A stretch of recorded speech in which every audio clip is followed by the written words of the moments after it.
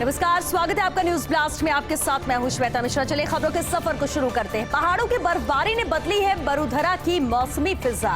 2 दिन पहले जम्मू कश्मीर में हुई सीजन की पहली बर्फबारी के असर से प्रदेश में हुआ गुलाबी ठंडक का एहसास। भीलवाड़ा, अलवर, जयपुर, सीकर, कोटा, सवाई माधोपुर, जैसलमेर, जोधपुर, बूंदी, चूरू, नागौर समेत कई जिलों के तापमान में गिरावट आई और इन जिलों में रात के तापमान में 2 से 8 डिग्री सेल्सियस तक गिरावट आई। सबसे ज्यादा दिल्ली से सटे अलवर में 8 डिग्री सेल्सियस तक पारा गिरा है। अलवर का न्यूनतम तापमान 25.2 डिग्री से गिरकर 16.5 डिग्री दर्ज हुआ है और सबसे कम सीकर जिले में 14.6 डिग्री सेल्सियस दर्ज हुआ तापमान। मौसम विभाग के अनुसार उत्तरी भारत में वेस्टर्न डिस्टर्बेंस का असर है। WD का बना रहा तो इस बार प्रदेश में जल्द दस्तक दे सकती है सर्दी। उत्तरी भारत में 3 दिन पहले WD के कारण श्रीनगर, कांची कुंड, कटरा सहित निचली पहाड़ी और घाटी में हुई है हल्की बारिश। वहीं गुलमर्ग, गुरेज और सोनमर्ग जैसे ऊंचे इलाकों में भी बर्फबारी हुई है। विंड पैटर्न में बदलाव से नॉर्दर्न विंड का मूवमेंट और मैदानी इलाकों की तरफ हो गया है। इससे राजस्थान समेत उत्तर भारत के कई इलाकों में यहां तापमान में गिरावट दर्ज हुई है।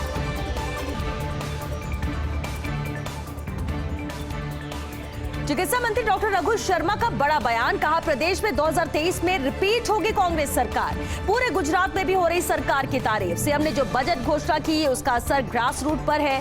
गुजरात में कांग्रेस की स्थिति पर बोले डॉक्टर रघु शर्मा। उन्होंने कहा, 25 साल की कुशासन से मुक्ति चाहता है गुजरात। कांग्रेस गुजरात में कोरोना की डेथ ऑडिट कर रही है। कार्यकर्ता घर घर जाकर जानकारी ले रहे हैं। उम्मीद है कि गुजरात की कांग्रेस भी आरोग्य होगी। हम जनता की अदालत में जाएंगे, फैसला जनता को करना है। सीट की संख्या को लेकर तो कोई नहीं कह सकता कि आखिर कितनी सीट आएंगी। तो ये बड़ा बयान चिकित्सा मंत्री डॉक्टर रघु शर्मा का है, जहां उन्होंने सरकार रिपीट होने की बात कही है। लेकिन गुजरात को लेकर जरूर उन्होंने कहा कि जो 25 साल से कुशासन यहां चला आ रहा है, उस कुशासन को उखाड़ फेंकेगी कांग्रेस।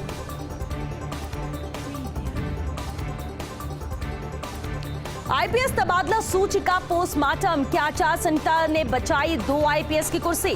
दोनों आईपीएस के काम से खुश नहीं डीजीपी। जिलों में लगातार हो रही आपराधिक घटनाओं पर नाराजगी जताई थी।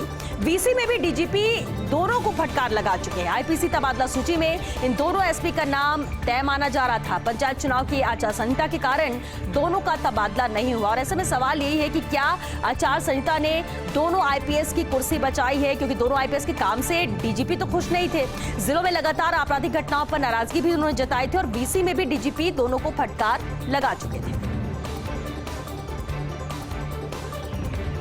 आईपीएस तबादला सूची का पोस्टमार्टम। प्रमोटी आईपीएस का प्रभाव हुआ कम और अभी तक कई जिलों में एसपी थे प्रमोटी आईपीएस, लेकिन कल आई सूची में कई प्रमोटी आईपीएस को किया गया है एसपी की जिम्मेदारी से मुक्त। वहीं शिवराज मीणा, जगदीश शर्मा, कालूराम रावत, शरद चौधरी, आलोक श्रीवास्तव, श्याम सिंह और आईपीएस मनीष त्रिपाठी का तबादला हुआ। अधिकतर जिलों में लगाए गए हैं अब डायरेक्ट आईपीएस बने अधिकारी। अलबत्ता अच्छा काम करने वाले प्रमोटी आईपीएस को इनाम भी मिला है। संजय श्रोत्री, हैदर अली जैदी, अरशद अली, कल्याण मीणा को यहाँ पर इनाम मिला है। तो अच्छे काम का परिणाम है और ये इनाम के तौर पर इसे देखा जा सकता है। जिस तरह से तबादला सूची सामने आई है और इसका पोस्टमार्टम यही कहता है प्रमोटी आईपीएस का प्रभाव कम हुआ है। आईपीएस तबादला सूची का पोस्टमार्टम। आईपीएस हवा सिंह घुमरिया को बड़ी जिम्मेदारी दी गई है। घुमरिया को मिली प्रदेश में लॉ एंड ऑर्डर बनाए रखने की जिम्मेदारी। काफी समय बाद ऐसा हुआ जब लॉ एंड ऑर्डर पर नहीं लगाया एडीजी स्तर का अधिकारी। आईजी हवा सिंह घुमरिया के पास अब प्रदेश की लॉ एंड ऑर्डर की कमान है। पुलिस महकमे में महत्वपूर्ण है लॉ एंड ऑर्डर की कमान और ये जिम्मेदारी हवा सिंह घुमरिया को दी गई है।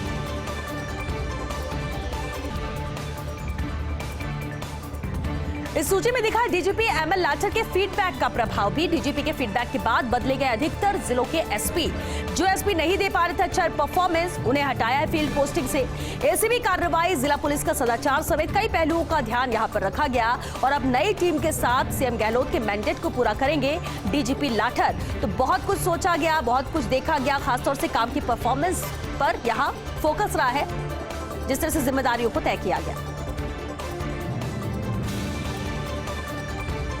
आईपीएस तबादला सूची का पोस्टमार्टम है। लंबे समय बाद मुख्य धारा में लौटे हैं हैदर अली जैदी। जैदी को बनाया है जयपुर अतिरिक्त पुलिस कमिश्नर द्वितीय। भरतपुर एसपी रहने के बाद से ही जैदी को था फील्ड पोस्टिंग का इंतजार और अब जयपुर पुलिस में रहते हुए काम आएगा उनका पुराना अनुभव। जयपुर में ट्रैफिक डीसीपी रहते हुए शानदार काम कर चुके हैं पहले भी जैदी, और उनका जो एक्सपीरियंस है वो कहीं ना कहीं काम आएगा, क्योंकि लंबे समय बाद अब मुख्यधारा में लौटे हैं हैदर अली जैदी।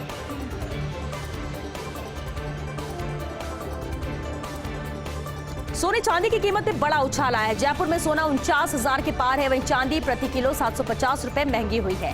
नवरात्रि के आखिरी दिन ये कीमतें बढ़ी हैं। 24 कैरेट गोल्ड में 650 रुपए प्रति 10 ग्राम का इजाफा हुआ है। वहीं 24 कैरेट सोने की कीमत बढ़कर 49,250 रुपए पहुंच गई है। वहीं 22 कैरेट प्रति 10 ग्राम सोने की कीमत बढ़कर 47,000 रुपए पहुंची है। नवरात्रि में सराफा मार्केट में ग्राहकों की रौनक भी देखने को मिल रही है। हालांकि इजाफा जरूर यहाँ पर हुआ है कीमतों में। सोने और चांदी दोनों में ही उछाल देखने को मिला है। जयपुर में सोना 49,000 के पार है और चांदी प्रति किलो 750 रुपए महंगी हुई है। लोकसभा अध्यक्ष ओम बिरला ने जताई है संवेदना। गजेंद्र सिंह शेखावत की माताश्री के निधन पर संवेदना व्यक्त की। केंद्रीय मंत्री भूपेंद्र यादव और अर्जुन मेघवाल भी यहां साथ में मौजूद रहे। दिल्ली से ओम बिरला और भूपेंद्र यादव साथ ही फ्लाइट से आए थे। जोधपुर में शेखावत के निवास स्थान पहुंचकर शोक जताया और इसके बाद सर्किट हाउस में भी प्रेस कॉन्फ्रेंस की। प्रेस कॉन्फ्रेंस के बाद वापस बिरला और यादव दोनों साथ ही दिल्ली लौट गए। दिल्ली से ओम बिरला और भूपेंद्र यादव साथ ही आए थे और जोधपुर में शेखावत के निवास पर पहुंचे, वहां पर शोक व्यक्त किया और इसके बाद वापस दोनों दिल्ली साथ रवाना हुए। केंद्रीय मंत्री भूपेंद्र यादव का जोधपुर दौरा। जोधपुर सर्किट हाउस में यादव ने प्रेस कॉन्फ्रेंस की और कहा कि कोयले की सरकार ने नहीं रखी कोई कमी। सरकार का प्रयास सभी प्रदेशों को मिले जरूरत के हिसाब से कोयला। पिछले 7 वर्षों में केंद्र ने गरीब के उत्थान के लिए कई कल्याणकारी कदम उठाए हैं। उज्ज्वला, किसान सम्मान निधि सहित कई योजनाओं को लागू किया गया है और लोगों के जीवन स्तर को ऊपर उठाने का भी काम किया है। जन आशीर्वाद यात्रा के दूसरे चरण की शुरुआत के सवाल पर उन्होंने कहा कि विशेष कारण से शुरू हुई थी आशीर्वाद यात्रा। पहली बार ओबीसी, SC, ST के लोगों को केंद्र से प्रतिनिधित्व भी मिला है और बड़ा प्रतिनिधित्व मिला है। जनता के साथ संवाद करने के लिए जन आशीर्वाद यात्रा यहाँ पर शुरू की गई थी। भूपेंद्र यादव ने मुख्यमंत्री के दौर से अपने आप को अलग बताया। उन्होंने कहा कि जन आशीर्वाद यात्रा का नहीं है इससे कोई भी लेना देना।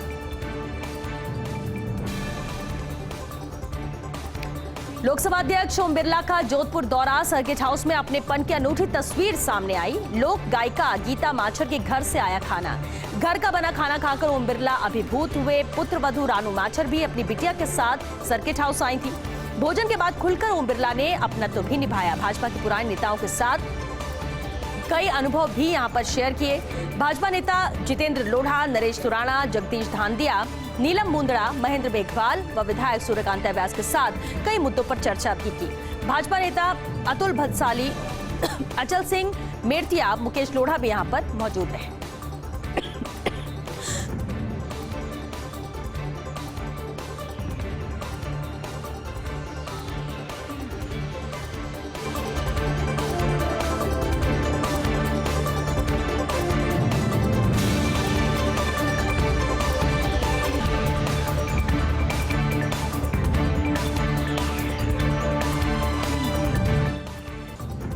ब्रेक के बाद बढ़ते हैं आगे। खान विभाग में दफन हुई सैकड़ों भर्तियां। पिछले 8 साल विभाग में नहीं हुई नई भर्ती, जबकि इन 8 वर्षों में 70 से अधिक कार्मिक रिटायर हुए हैं। विभाग में सर्वेयर, ड्राफ्ट्समैन से SME तक के 60% पद रिक्त हैं। रिक्त पदों के चलते खनन गतिविधियां व राजस्व अर्जन प्रभावित हुआ है। एनफोर्समेंट का काम भी विभाग में महज कागजी खानापूर्ति हुई, जबकि कोविड काल में खनन राजस्व पर निर्भर रही है सरकार। और ऐसे में रिक्त पदों पर भर्ती कर विभाग को सशक्त किया जाना भी बेहद जरूरी है। हजारों बेरोजगारों को भी खान विभाग की भर्तियों का इंतजार है कि आखिर कब यहां पर भर्तियां निकलेंगी, लेकिन ड्राफ्टमैन से SME तक के 60% पद है जो रिक्त हैं और अब तक भर्तियां नहीं निकली।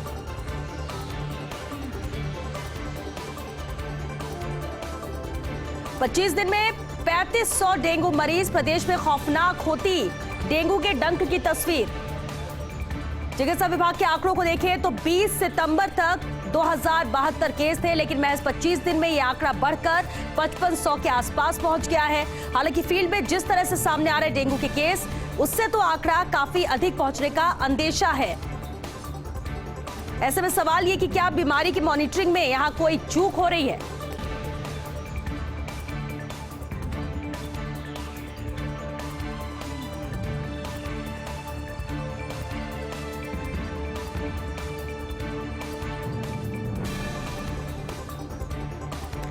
सरकारी आंकड़ों में काबू, अस्पताल में बेकाबू डेंगू। कोरोना के बाद अब डराने लगी है डेंगू की भयावह तस्वीर।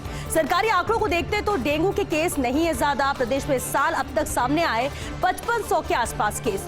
इस दरमियान 7 लोगों की डेंगू से मौत भी हो चुकी है, जबकि जिस तरह से अस्पताल में बेड फुल हो रहे हैं, घर घर बीमार लोग दिख रहे हैं, और उससे अंदेशा यही है कि काफी अधिक फैल रहा है फील्ड में डेंगू का प्रकोप। यानी आंकड़ों पर न जाए, आंकड़ों के हिसाब से तो इस साल अब तक 5500 के आसपास केस सामने आए हैं, लेकिन इस दरमियान 7 लोगों की डेंगू से मौत भी हो चुकी है।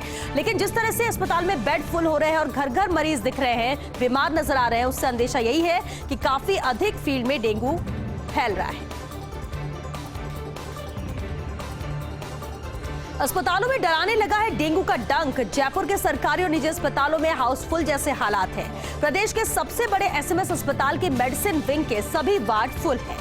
अस्पताल के कॉरिडोर में धरती पर ट्रीटमेंट कराने को मजबूर है मरीज। कमोवेश ऐसे ही हालात बच्चों के सबसे बड़े जेके लोन अस्पताल में भी मौजूद है। एक एक बेड पर 3-3 बच्चे ट्रीटमेंट करवा रहे हैं। निजी अस्पतालों में तो कैटेगरी के मरीजों को प्रवेश ही नहीं दिया जा रहा है।